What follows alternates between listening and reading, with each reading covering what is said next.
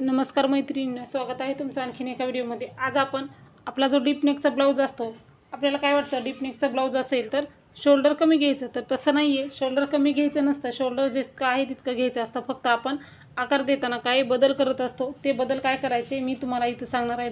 खूप सारे अशा कमेंट येतात, खूप जणींचे असे प्रश्न असतात की ताई डीप नेकचा ब्लाउज आहे आणि आकार की शोल्डर किती घेऊ, म्हणजे डीप नेकचा ब्लाउज आहे तर शोल्डर कमी घेऊ का? तर शोल्डर कमी घ्यायचं नसतं, शोल्डर जितकं आपण घेतो साईजनुसार तेवढंच घ्यायचं असतं। म्हणजे प्रत्येक साईजला जितकं शोल्डर आपण घेतो तितकंच घ्यायचं, फक्त खाली चेंज करायचा असतो। तो चेंज काय करायचा इथं मी तुम्हाला स्पष्टपणे डीप नेकला आकार देताना जे काही बदल असतात ते कसे करायचे मी तुम्हाला इथं सांगणार आहे। त्याच्यासाठी तुम्ही व्हिडिओ पूर्ण बघायचा आहे। माझ्या चॅनलवरती जर तुम्ही नवीन असाल तर चॅनलला पण सबस्क्राइब करायचं आहे। व्हिडिओ पूर्ण बघत जा, व्हिडिओला लाईक ही करत जा। आणखीन जर काही तुमचे प्रश्न असतील ब्लाउज संबंधीचे तेही तुम्ही मला विचारू शकता। आता बघा, आपण सर्वात अगोदर इथं उंची घेतलेली आहे। आता आपण उंची म्हणजे इथं जास्त आहे, आपण 14 इंच उंची घेऊया। म्हणजे इथं बघा आपण उंची घेतलेली आहे 14 इंच। 14 इंच उंची घेतल्यानंतर आता आपण हे मार्क करून घ्यायचं आहे।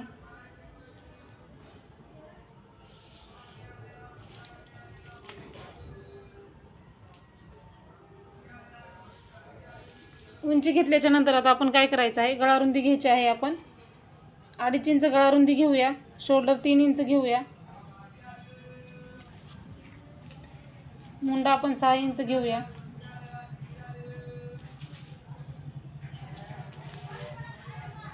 त्यानंतर आपण आपला जो गळा किती आहे ते बघूयात। आता डीप नेकचे ब्लाउज असल्यानंतर आपण आणि इथं आपण 36चं माप टाकूया। 9 इंच शिलाई मार्जिन 1.5 इंच।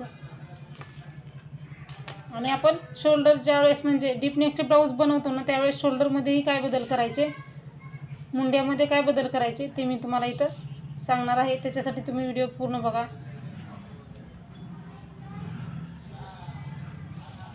बघा, हे आपलं शिलाई मार्जिन आहे, हा आपला छातीचा चौथा भाग आहे। तर मुंड्याला आकार देताना आपण 1.5 इंचावरती देतो आणि 1 इंचावरती देतो, समोरील मुंडा आणि पाठीमागचा मुंडा। बघा, आता आपण इथपर्यंत आकार देत असतो। त्याच्यानंतर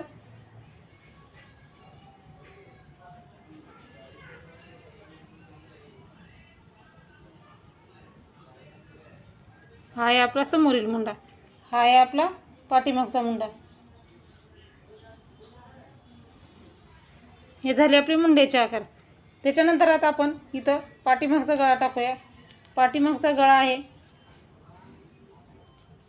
आपण आता इथं 11 इंचावरती मार्क करूयात, किंवा 10 10.5 वरती तुम्ही 11 इंच तुम्हाला जसा हवा आहे, जितका डीप हवा खाली उंची गळ्याची हवी आहे तितके तुम्ही घेऊ शकता। इथं आपण गळारुंदी किती दिलेली, 2.5 इंच दिलेली, तर इथं तुम्ही 2.5 इंच द्यायचं आहे गळारुंदी।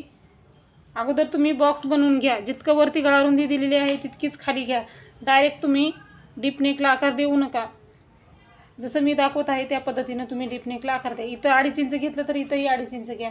जसं आपण साध्या ब्लाऊजला आकार देताना अगोदर बॉक्स बनवून घेतो आणि त्याच्यानंतरच आकार देतो ना, तसंच तुम्ही इथंही करायचं आहे। बघा, इथं आपण बॉक्स बनवून घेतलेला आहे। आता ह्यामध्ये बदल काय करायचा, ज्यावेळेस आपण साध्या ब्लाऊजला आकार म्हणजे आपला डीप नेक नसेल आणि ज्यावेळेस आपण आकार देतो त्यावेळेस काय करत असतो आपण, बघा फक्त असं आपण अशा पद्धतीने आपण गोल आकार देऊन घेत असतो। पण आपल्याला आता डीप हवा आहे गळा, की आपल्याला नॉर्मल गळा झाला हा आपला, तर आपल्याला डीप गळा हवा आहे। मग डीप गळा हवा असेल तर तुम्हाला अगोदर ठरवून घ्यायचं आहे की डीप किती गळा हवा आहे, इकडल्या साईडला जास्त कमी किंवा थोडासा, त्यापेक्षा जास्त त्यापेक्षा जास्त। मग आता डीप हवा आहे तर 1 इंचच्या पुढून आपण डीप नेकला किंवा अर्धा इंचच्या पुढूनही घेऊ शकतो। इथं आपण 1 इंच घेऊया आणि 1 इंच घ्यायचं आणि हे मार्क करायचं आहे। आता आपण सरळ रेषेमध्ये 1 इंच घेतलेला आहे वाढवून, सरळ आपण बॉक्सला आपण जसं बनवलेलं आहे सरळ मार्क करून घेतलेला आहे। आता आपण डीप नेक आपल्याला अर्धा इंचच हवा असेल तर अर्धा इंचावरती मार्क करायचं।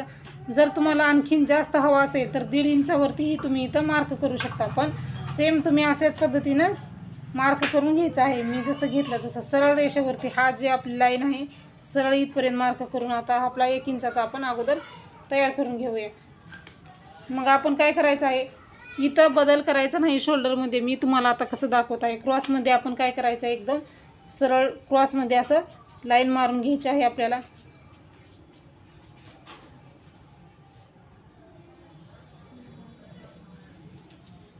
मग अशा पद्धतीने आपल्याला क्रॉसमध्ये एक लाईन मारून घ्यायची आहे. म्हणजे आपण डीपनेकचा जरी ब्लाऊज असेल तर आपण इथं शोल्डर कमी घेतलं का, तर शोल्डर कमी घेतलेलं नाही. फक्त आपण इथून इथपर्यंत क्रॉसमध्ये आपण आकार दिलेला आहे आणि तुम्ही इथं परत गोलाकार द्यायचा आहे. अशा पद्धतीने तुम्ही आता बघा आपण काय केलेलं आहे, क्रॉसमध्ये आकार दिलेला आहे. आता आपण इथं आकार द्यायचा आहे. मग आता आपण काय करायचं आहे, इथून असं अशा पद्धतीने आकार द्यायचा आहे आपल्याला. असा जर तुम्ही डीपनेकला आकार दिला तर तुमचा जो गळा आहे, आणि तुम्ही जास्त उंचावूनही आता असाही आकार द्यायचा नाही. आपल्याला फक्त इथून खालच्या साईडने आकार द्यायचा आहे. अशा पद्धतीने तुम्ही आकार द्यायचा आहे. हा आकार व्यवस्थित येतो. फक्त तुम्हाला डीपनेकमध्ये चेंजेस काय करायचे आहे, तर आपण शोल्डर कमी न घेता खालच्या साईडला आपण जितकं हवं आहे तितकं मार्क करून घ्यायचं आहे. हे क्रॉसमध्ये जोडून परत इथं आकार द्यायचा आहे. तुम्हाला अर्धा इंच हवा असेल तर अर्धा, हे आपण 1 इंचावरती आकार दिलेला आहे. तुम्ही 1.5 इंचही घेऊ शकता, पण शक्यतो 1 इंचाचा डीपनेक घेतात, पण ज्यांना जास्त आवडतं त्यांनी ती घेऊ शकता. आता आपण डीपनेकचा ब्लाऊज आहे. मग आता काय होतं, आपला हा भाग जो आहे तो इकडं गेला, त्यामुळे इथं आपला कपडा ढिल्ला झालेला आहे. आता इकडं कमी कपडा आपला कमी झाला आणि इकडं वरती जास्त झाला, त्यामुळे इथं काय होतं, मुंड्यामध्ये काखेमध्ये घोळ पडतो. मग काखेमध्ये घोळ पडू नये त्यामुळे तुम्हाला आता काय करायचं आहे, इकडं अर्धा इंच यायचं आहे. किती यायचं आहे तुम्हाला, इकडं अर्धा इंच यायचं आहे. आणि हे क्रॉसमध्ये असं तुम्हाला फिटिंग करायचं आहे. कट करताना जसं आहे तसं कट करायचं. फिटिंग ज्यावेळेस करा तुम्ही त्यावेळेस आता कमरेची फिटिंग बरोबर येते आपल्याला. कमरेची फिटिंग बरोबर करायची आहे. कमरेची सरळ टीप मारल्यानंतर अगोदर फिटिंग करून घ्यायचं आहे तुम्ही ब्लाऊज. त्याच्यानंतर इथं काखेमध्ये अर्धा इंच आपण मार्क करून असं इथं जसं मी दाखवलेलं आहे तसं फिटिंग करायचं आहे. त्यामुळं जो इथं ढिल्ला झालेला भाग आहे तो मॅनेज होतो. त्यामुळं इथं मुंड्यामध्ये घोळी पडणार नाहीत, ब्लाऊज ढिल्ला होणार नाही आणि परफेक्ट असा ब्लाऊज येईल. बघा इथं मी तुम्हाला आता डीपनेकचे जे प्रॉब्लेम असतात त्यावरती सोल्युशन सांगितलेलं आहे. तरी हा व्हिडिओ कसा वाटला ते कमेंटमध्ये सांगा. आणखीन जर ब्लाऊज संबंधीचे काही प्रश्न असतील तेही विचारू शकता.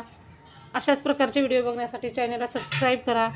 व्हिडिओ पूर्ण बघितला आहे, व्हिडिओला एक लाईकही करा. व्हिडिओ पूर्ण बघितल्याबद्दल धन्यवाद.